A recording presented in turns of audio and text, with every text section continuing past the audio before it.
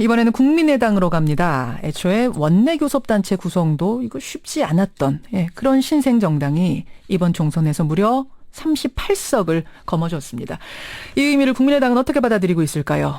목포에서 4선을 달성한 박지원 당선자 만나보죠. 박 의원님 축하드립니다. 네, 감사합니다. 참 우여곡절이 많았던 총선인데 소감이 어떠세요? 우여곡절이 많은 게 아니라 이번 총선은 그야말로 정책도 없고 이슈도 없고 아하. 스타도 없는 그리고 문재인, 김종인 두 분이 안철수 대표 공격하는 그런 선거였죠.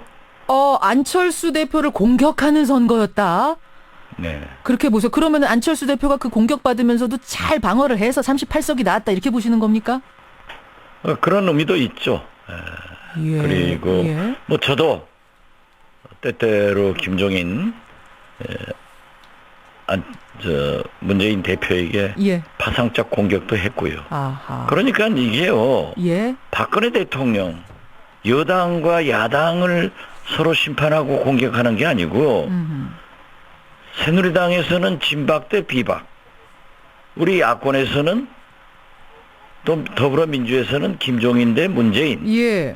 그리고 야권에서는 두 분과 안철수, 아하. 이런 구도로 되니까 예. 아무래도 언론들이 야권을 더 재밌잖아요. 이렇게 하니까 참 결과적으로는 야권이 국민에게 득이 좀, 된 거라고 보세요. 국민에게 좀 창피한 선거가 됐죠. 창피한 선거가 됐다. 38석 이 결과는 어떻게 받아들이십니까? 국민의당에 주신 38석. 이건 호남에서 녹색 태풍을 수도권까지 북상시킨 거죠. 우리 호남은 예. 제가 맨 먼저 주장을 했습니다마는 예. 지금까지 정의롭게 통합 단결해서 김대중 노무현을 탄생시켰고 문재인에게 그런 압도적 지지를 보내줬습니다. 예, 예. 그런데 이번에는 호남하고 아무 관계없는 분들이 숙주로 삼아가지고 6개로 분열시켜 놓으니까 제가 주장을 한 거죠. 소통합, 중통합을 통해서 예. 우리는 정권교체의 길로 가려면은 호남이 통합돼야 된다. 예, 예. 그래가지고 결국 더불어민주당, 국민의당 두 체제로 총선을 치렀지만은 예. 호남 사람들이 무섭게 단결한 거예요. 아니, 그러니까 호남이 그런 건 알겠는데 그 태풍이 수도권까지 왔다고 할 수 있나요? 지금 수도권에서 글쎄요, 의석이 제 말씀은요. 예, 예. 친문, 당신은 안 된다. 그렇기 때문에 우리는 정권 교체를 위해서 예. 호남이 뭘 빼고는 안 된다는 그런 야당의 경고를 보내준 거예요. 그래서 여기서 광하게 뭉치니까 예. 수도권으로 북상돼 가지고 시간적 여유가 없어서 후보들이 약진은 했지만은 예. 그러나 비례대표 정당 투표에서 그런 좋은 결과를 가져올 수 있게끔 만들어줬다. 저는 그렇게 평가합니다. 그렇게 보시는군요. 지역구에서 비록 당선. 새누리당은 수도권에서 참패를 했고 더불어민주당은 이 박근혜 대통령의 심판, 예. 거기에 어부지리를 했고 우리 국민의당은 승리를 했다. 저는 그렇게 생각합니다. 그렇게 보세요. 지금 친문 당신들은 안 돼라는 얘기를 지금 호남민들이 한 거다 이렇게 해석하신다고 했어요. 그러면 그렇습니다. 문재인 대표가 마지막에 열심히 가서 뭐 불출마 선언, 정계 은퇴까지 언급하면서 호소했는데 그게 별 효과가 없었다고 보시는 겁니까? 별 효과가 없었어요. 그러나 언론에서는 이상하게 그렇게 써더라고요. 아하. 그런데 문재인 대표가 지나간 지역은 호남에서 다 낙선했어요. 효과가 없었다. 그렇다면 효과가 없죠. 근데 지금 수도권에서 이렇게 더민주가 크게 승리한 이유는 문재인 대표가 마지막에 호소한 그게 뭐 영향을 미쳤다 이런 분석들도 더민주 저는 내에서 그렇게 보지 않고요. 예. 박근혜 정권의 그 오만함을 수도권 국민들이 심판한 거예요. 그렇게 보시는군요. 당신들 가지고는 안 된다. 남은 임기 동안에 예. 이렇게 해서 되겠는가? 왜 대통령은 모든 책임은 국회 야단치는 것으로 끝내려고 하느냐? 이제 제대로 해라 예. 하는 경고를 보냈기 때문에 우리 3당도 협력할 것은 협력하고 예.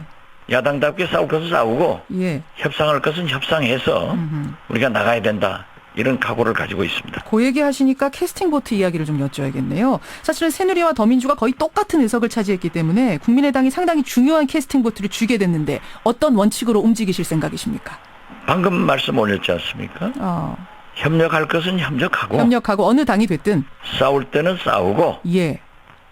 국민을 위해서 무엇이 명분이 있고 실리가 있는 일인가 그걸 찾아가야죠. 그리고 특히 예. 불안해할 필요 없습니다. 과거 노태우 대통령 때 예. 소위 3김 김대중, 김영삼, 김종필 이 4당 체제가 여소 야대였어요. 그때 가장 법안 처리가 많았고 98% 이상이 4당이 합의해서 예. 효과적으로 국회를 운영했는데 너무 노태우 대통령이 3당 통합해가지고 예. 우리나라 민주주의를 알겠습니다. 이꼴로 후퇴시킨 거예요.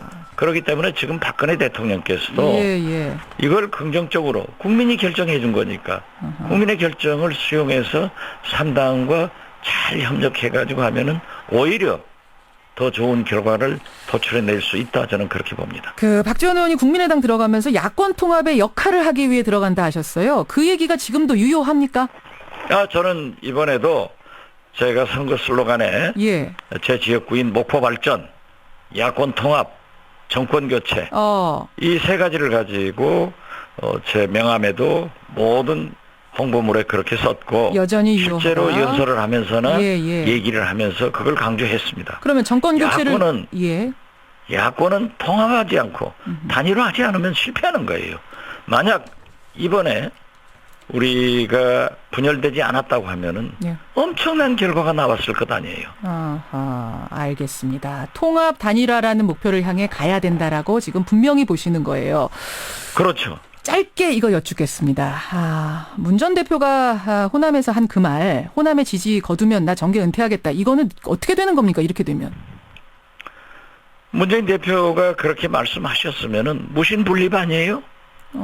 문재인 대표 스스로도 더불어민주당에서도 왜 박근혜 대통령은 한번 말씀하신 것을 지키지 않느냐라고 알겠습니다. 공격을 했단 말이에요. 예. 그리고 문재인 대표는 무슨 국회의원을 하려고 하는 게 아니라 대통령을 하려고 하시는 분이에요. 그렇기 때문에 그렇게까지. 이번 총선에 실패하면 그럼 총선의 성공이 어느 선이냐라고 했을 때 더불어민주당이 보유하고 있던 127석 이하면은 실패다. 이렇게 말씀했어요. 또 광주에 오셔서도 호남이 나를 지지하지 않으면 알겠습니다. 나는 정계를 은퇴하고 대통령 후보를 나오지 않겠다.